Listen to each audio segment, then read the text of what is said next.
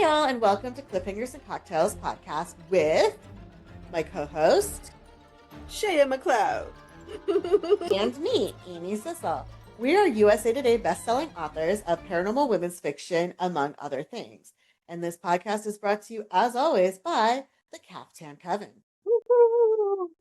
Today's episode is going to be another one of our short podcasts, or minisodes, where we discuss a single topic relating to the craft, whether it be craft cocktails, witchcraft, or writing craft. These will be great to listen to when you don't have a lot of time for a full podcast, or you're looking for a specific topic, information on that topic. And today's topic is the upcoming Sabbath, Imbolc.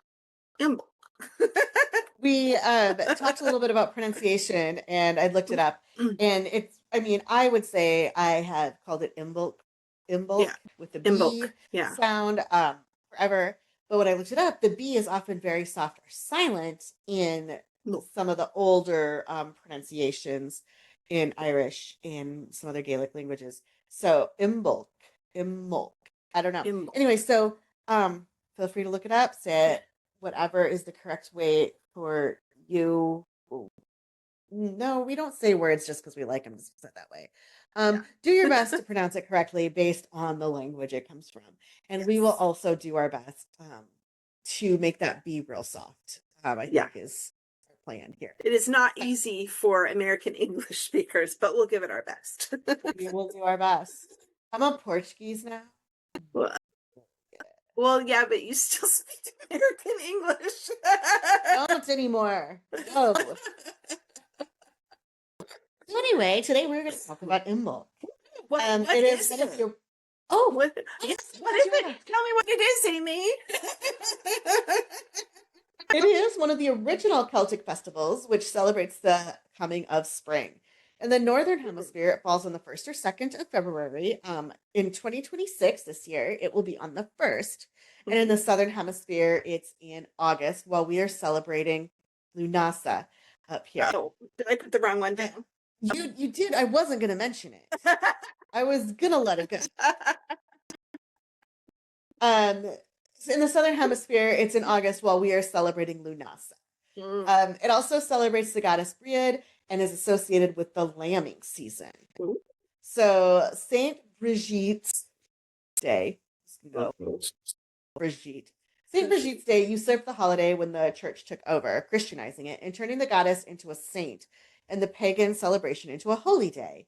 The goddess is associated with wisdom, poetry, healing, protection, blacksmithing, and domesticated animals. And she's like, literally, you guys, one of the coolest goddesses in that whole Celtic, specifically looking a lot at the Irish traditions here. She's so blacksmithing and poetry, right? And like she wears magic armor, and she's so cool. The goddess of the forge. Yes, fire in the forge. Fire, and she's somehow associated with snakes, and is that why they took them away from her? Is it symbolic? It was symbolic. Snakes are pagans. So what the true thing of St. Patrick driving the snakes out of Ireland, the snakes were pagans. So he was literally like, driving the pagans. I knew it was not literal. Yeah. But I don't know. Well, let's take some snakes to Ireland. Let's do it. Woo-hoo. Well, I think they're back. I don't think they ever left, really. But, Moving on. So there is some evidence, according to scholars, that Imbolc was important and celebrated as far back as the Neolithic era, with certain passage tombs in Ireland aligned with sunrise at the time of Imbolc and Mabon. Probably Imbolc and Lunasa. That is not what it said when I researched They're not opposite. No, they're not. So I don't know. I'm very confused. Certain passage tombs in Ireland are aligned with the sunrise at Imbolc. At least, yeah. Let's just go with that. It is also believed that Imbolc might be associated. It's also believed that Imbolc might be associated Yes. It is also believed that Imbolc might be associated with purification, similar to the Roman Lupercalia. What's Lupercalia, Saya? Well, it was a Roman festival. Basically, it was one of their, I believe, one of their biggest festivals, similar to like Saturnalia, but where Saturnalia was basically a debauchery. Lupercalia was like more about purification, and now I'm going to have to look it up because I've forgotten anything. Yeah, no, I'm so sorry. I thought you were just going to know. No, well, yeah. So it was a pastoral festival, basically, that was held in February Okay. and they would purify the city to promote health and Oh, is this the one where they whack women with goats or something? they would go to a cave and they would sacrifice goats and to the god, and then they would be smeared with blood. The priests would smear themselves with blood from the knives. But I swear there's hitting people with goats. I mean, maybe. I don't know. I didn't read anything. I didn't go that deep on the Lupercalia part when I was doing my research. Okay, goat, she-wolf, goat. Fertility. Okay. After the sacrificial feast, they cut thongs from the flayed skin of the goat and ran with these naked in an anti-clockwise direction. And then they whacked people with these ropes because that's supposed to get you pregnant. It doesn't get you pregnant. That's not how this is your chances for pregnancy. It's like, I don't think that's how it works. Well, needless to say, Sorry, I knew there was goat whacking. There was goat whacking, apparently, but that's the Roman Lupercalia, not Imbolc. So please don't smack anyone with goats. No, please don't do that. I mean, yeah, don't smack people with goats. Mm-hmm. Okay. Yes. And yeah. Cool. Sorry. Also, I don't think it will get you pregnant. No. And I have serious doubts about it increasing your fertility. Or making the birthing process easier. Yeah. It just doesn't seem like a thing that would happen. But you know what? We're not scientists. No. So who's to say? If you feel desperate about smacking yourself with a goat, go ahead. And to be clear, it's strips of goat hide, not the whole goat. Not the whole goat. I misspoke. I would love to see someone pick up a whole goat and smack themselves with it. Just you had to get smacked by someone else. You run around with their goat rope. Smack. And they whip women with them. I don't think that doesn't sound fun to me. But, what do I know? Moving on. We don't do that. That's not how we celebrate Imbolc. No, that's a different thing. Lord, we go down some rabbit holes. Instead of goat whacking, mm-hmm.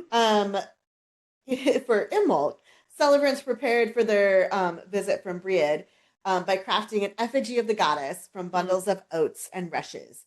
And because of the time of year, these would be very dried out at this point. It'd be stuff that had been used because it's winter, it's still cold, there's no fresh oats growing, probably. And then they put the effigy in a dress, like a little puppet doll, kind of, and put it in a basket overnight. And then, obviously, you celebrate with fire. Because everything can be celebrated with fire. I mean, really. It's one of the big fire festivals. Yes, it is. I think it's the biggest fire festival. But it's, Not like the one on the island. No, very different. No cheese sandwiches. Oh, well, although actually Bridget is celebrated with dairy. Sandwiches? Totally, but not velveteen or whatever. Velveeta. Velveeta, I was saying velveteen cheese. Woo! So it's really interesting because when I was doing the research about like the because I went to my first Imbolc celebration when I was in my 20s, and it was really neat. So I didn't realize that like there's so many different ways these days that people celebrate Imbolc. Some try to closely emulate the historical accounts, and others rely on lots of different sources to just sort of create their own celebration. So in Wicca, Imbolc is commonly associated with the goddess Brigid. As such, it's sometimes seen like as a women's holiday with specific rites only for female members of the coven. Um, And that's, oh, go ahead. Oh, sorry. I mean, I do feel like it is quite a strong feminine energy sort of holiday because of that association. When my first Coven Grove that I joined when I was in my 20s living in Los Angeles, very much that was what Imbolc was at that point. Yeah. It was only for the female members of the Grove. I don't think I would ever be exclusionary like that if I had a co-ed Grove Right. at this point in my life, but I'm also, that was very Wiccan based Grove. It's a and very I'm not Wiccan. Yeah. The one that I went think to, feminine energy. yes, I think there's a lot of feminine energy, but I don't think it's exclusively a female thing, and it certainly wasn't in the past. No. When I went to my first Imbolc, these people, they were not Wiccan. Like they were one of the friend whose home it was at, actually she just worshipped the god and goddess, and she had sort of her own practice based on Celtic mythology, and her different friends were different brands of pagan, and so it wasn't like a whole Wiccan coven. So it was men, women, others, and it was really fun because we just had a big potluck, and we had like an arts and crafts time, and we made the little poppets, and then we had we all got in a circle, and we had like a story time, and we had singing, and we read poetry, and there was naked hot tubbing, and there was a bonfire. I know, it's really fun. Well, I didn't know you back then. This was 20 some years ago. Yeah. I think I didn't invite you to mine either. Yeah, you didn't. How rude. But yeah, mine sounds fun. It was just basically a really awesome, fun day. And for me, that's kind of how I visualize it. And as we said, Brihid is also the goddess of fire, like both the hearth fire for the home, the forge fire for metalworking, and the fire of inspiration for poetry. So, a lot of folks, bonfires, candles, poetry, dairy. It's a very dairy sort of centric thing, and so if you're it's because it's the beginning of the calving and lambing seasons, probably. So the cows and the sheep are feeling extra milky. So anything with dairy, so you could totally have a cheese sandwich as part of your celebrations. So it really can be kind of anything that it can be a small celebration, it can be a big celebration. But it is very celebratory, sort of a thing. Like, yay, winter's over-ish. It's one of my favorites. I know, me too. I love it. And the symbols, of course, we said flame for purification, warmth, and protection. We got Brihid's cross, which is a traditional fire wheel symbol, celebrating protection. So that's a thing, like you could make one and you hang it up in your home. The Brihid doll, and there's pics of all of this stuff on Instagram and on Facebook. Yes. So just check out our accounts and you can see. Serpent, snakes associated with awakening creative energy and transformation, which was really interesting. I didn't realize that snakes were associated with creative energy, but that is super cool. Then we got sheep and sheep's milk, although these days you can use whatever milk floats your boat, representing fertility and innocence. Use whatever milk floats your goat. Yes, yes, yes. There you go. What the colors are: white for purity, green for new life, blue for protection, and gold for fire. Those are the colors. And then your herbs that for our bay leaves, which are associated with the sun and are used for renewal, intuition, and protection. You can like write down some little intentions on them and put them in a jar. You could write the intentions on the bay leaves, or you could actually just write them out in a strip of paper and put them with bay leaves in a jar. And as a reminder of what you want to manifest, take them out at the next Imbolc and see what you manifested. Rosemary is associated with fire and creativity. It's also used for cleansing, protection, and purification. So you can add rosemary to your bath. And do like a purification or in your bath, or you can add them to recipes. Yes, Amy. You have Yes, I do have a question about rosemary, because rosemary is a very good herb for seining, which is a more Western European. It's like smudging, but it's not walking into that closed practice with endangered herbs and kind of doing that cultural pagan appropriation. Seining is really what one does if one is in more Western European practices. Seining is and rosemary is one of the herbs that's really good. Yeah. And seining is specifically Scottish witchcraft.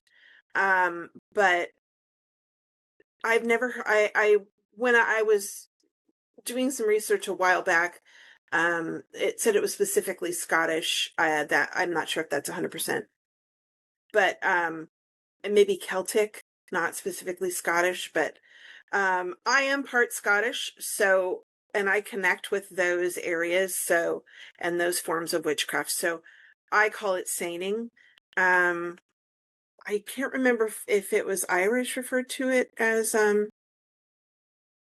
what I thought. Yeah, it's a lot of it was okay. So the reason why I had this in my head, it's because of the Iberian Celtic. Yeah, I've been doing a lot of study on Iberian Celtic stuff. Yes, so they have a lot of and that was the word. Norse uses just smoke cleansing. Yeah, and I'm not sure what Irish smoke cleansing. Because it's Celtic and Scottish, it says, is seining. So I think the Iberian Celts also use that as well. Oh, in this similar. The Irish smoke cleansing traditions are known as glenad.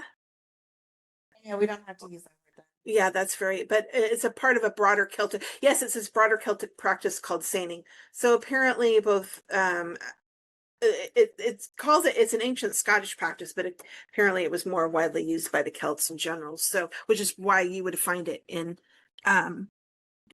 the Galician part of Spain. Yeah. Sorry about the rosemary derail. Yeah. I just wanted to ask if this is a good time of year to do this. Yes, I would say so. Yes, because since this is about purification is part of this, using rosemary seining, you're using fire, you're using rosemary, you're purifying your space. So this would be a really great time for that. And you can also add it to make rosemary bread or, add it to your tea or something. Just be careful if you're pregnant or nursing. There are some restrictions about that, but with rosemary? Yeah. I don't know exactly why, but I have been aware of that, and so I just wanted to add that. Heather is also associated with cleansing and fertility. So heather is also used sometimes in seining. So you can drink some heather tea to connect with its essence and discover what can be swept away to make room for the new to sprout.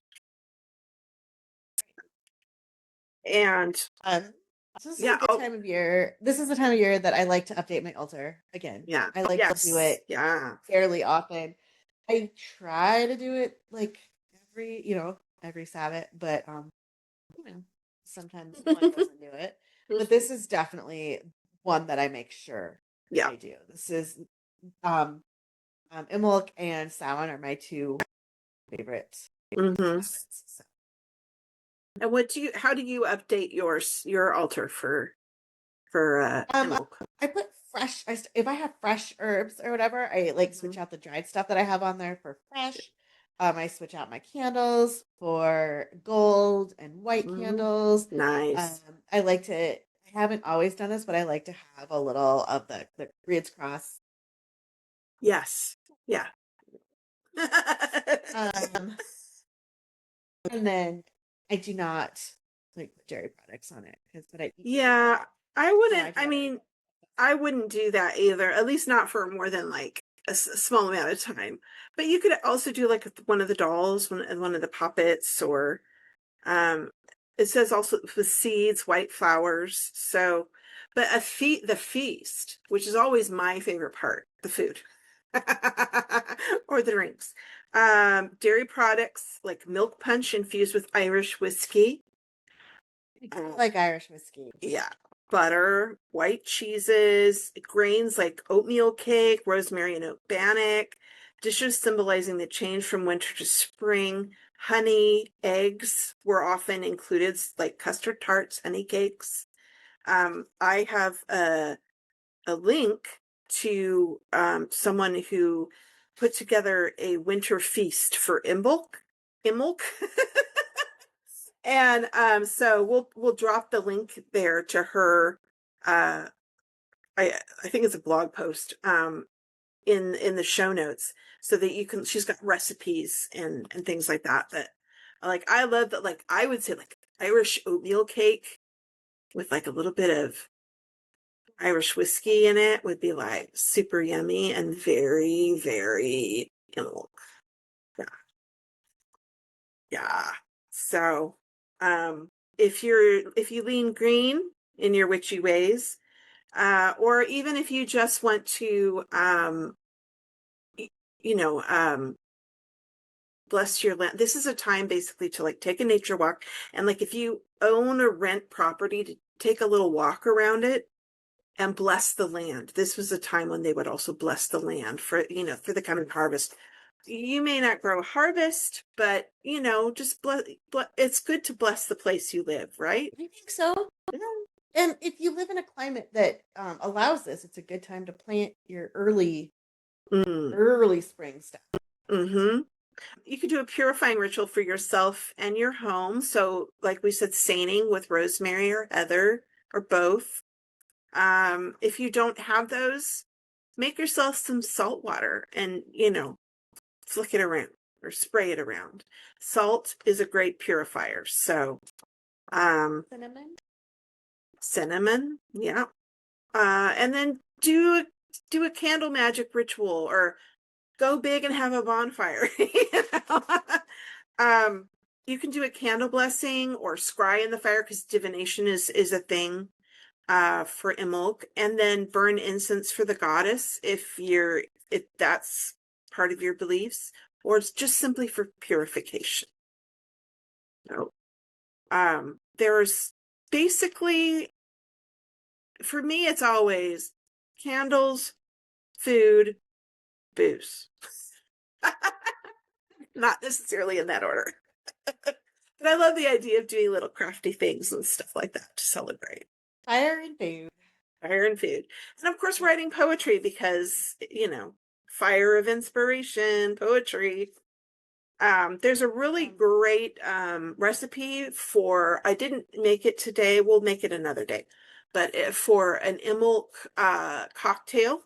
And so I will just pull that out and drop it in the show notes later on so that we have it. And I've made it a couple times and it's a wonderful thing to get inspiration for creativity. Happy Imbolc, everybody. Tell us how you celebrate. Yes, What are your please let us know in the rituals? Yeah. comments. Do you have a great Um, recipe? you've got a great altar, let us, yeah, Mhm. I cannot talk tonight or this afternoon, whatever time it is that we're recording. It is after 10 o'clock in the evening Oh, no here, wonder. so Yeah. I think I'm gonna. But if you've got like a cool altar or a great recipe, drop it in comments or DM us in Instagram Mhm. and let me know if I can share that out, and I will. But I hope you guys have a great Sabbath. Yes. Feast. Enjoy your Be day. merry. Light. Yes. Ooh, yeah. Burn, baby. Bye. See you next time.